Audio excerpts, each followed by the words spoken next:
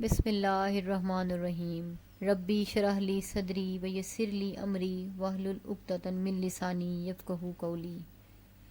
ربی زدنی علما۔ حضرت ابو ذر غفاری سے روایت ہے،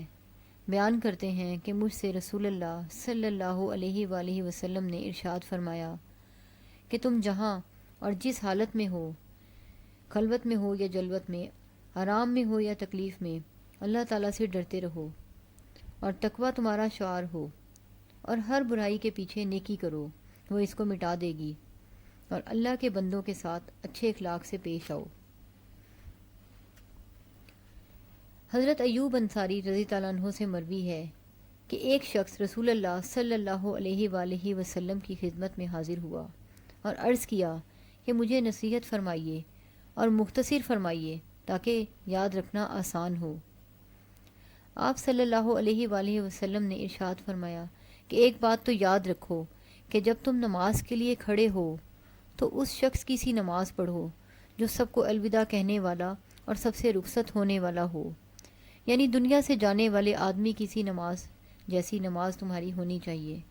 تم ہر نماز ویسی نماز پڑھنے کی کوشش کرو، اور دوسری بات یہ یاد رکھو کہ ایسی کوئی بات زبان سے نہ نکالو جس کی کل تم کو معذرت اور جواب دہی کرنی پڑے، یعنی بات کرتے وقت ہمیشہ اس کا خیال رکھو کہ ایسی بات منہ سے نہ نکلے جس کی جواب دہی کسی کے سامنے اس دنیا میں یا قیامت کے دن خدا کے حضور میں کرنی پڑے۔ اور تیسری بات یہ یاد رکھو کہ آدمیوں کے پاس اور ان کے ہاتھ میں جو کچھ نظر آتا ہے اس سے اپنے آپ کو قطعاً مایوس کر لو، یعنی تمہاری امیدیں اور توجہ کا مرکز صرف رب العالمین ہو، اور مخلوق کی طرف سے اپنی امیدوں کو بالکل منقطع کر لو۔ حضرت ابو ہریرہ رضی اللہ عنہ سے روایت ہے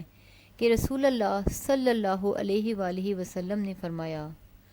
تین چیزیں ہیں جو نجات دلانے والی ہیں، اور تین ہی چیزیں ہیں جو ہلاک کر دینے والی ہیں۔ پس نجات دلانے والی تین چیزیں تو یہ ہیں: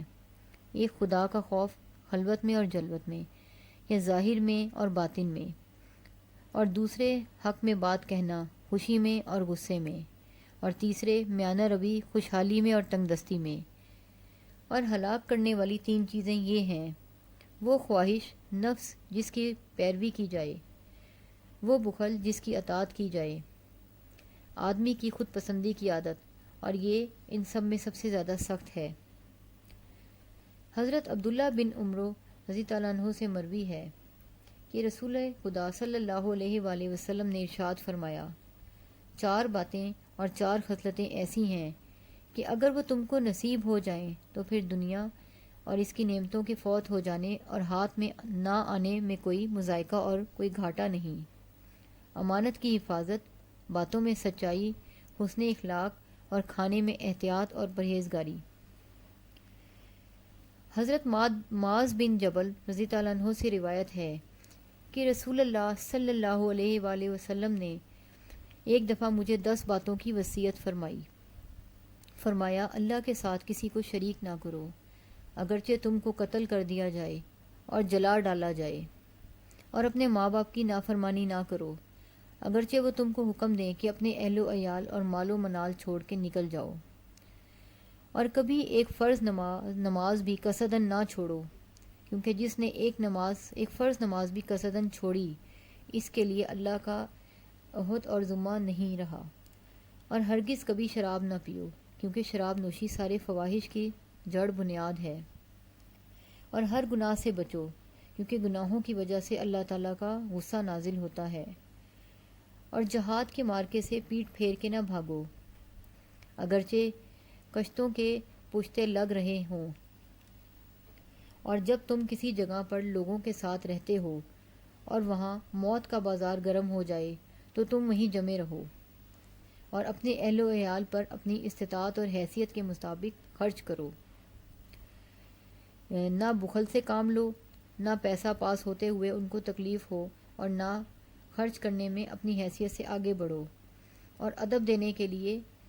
ان پر حسب ضرورت وہ موقع سختی بھی کیا کرو، اور ان کو اللہ سے بھی ڈرایا کرو۔ حضرت ابو ذر غفاری رضی اللہ عنہ سے روایت ہے کہ رسول اللہ صلی اللہ علیہ وآلہ وسلم نے فرمایا، وہ شخص کامیاب اور بامراد ہوا جس کے دل کو اللہ نے ایمان کے لیے خالص کر دیا، اس کے قلب کو صحیح و سالم بنا دیا، یعنی جس کے دل کو ایسا صاف و ایمان و یقین نصیب فرمایا جس میں شک یا نفاق کی کوئی آمیزش اور کوئی گنجائش نہیں، اور حسد و کینہ جیسے باطنی امراض سے بھی اس کے دل کو پاک کر کے سلیم بنایا، اور اس کی زبان کو سچائی اور اس کے نفس کو اطمینان عطا فرمایا، یعنی اس کے نفس کو ایسا کر دیا کہ اللہ کی یاد سے اور اس کی مرضیات سے اس کے دل کو چین و اطمینان ملتا ہے، اور اس کی طبیعت کو سیدھا اور درست کر دیا کہ وہ برائی کی طرف نہیں چلتی، اور اس کے کان کو سننے والا اور آنکھ کو دیکھنے والا بنا دیا کہ وہ حق باتوں کو اور اللہ کی نشانیوں کو سنتے ہیں اور دیکھتے ہیں اور نصیحت و عبرت حاصل کرتے ہیں۔ پس کان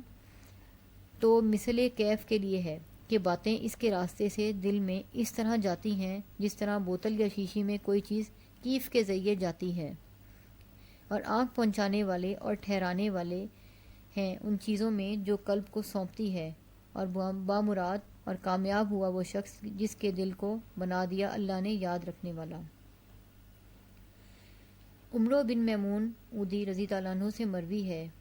کہ رسول اللہ صلی اللہ علیہ وآلہ وسلم نے ایک شخص کو نصیحت کرتے ہوئے ارشاد فرمایا،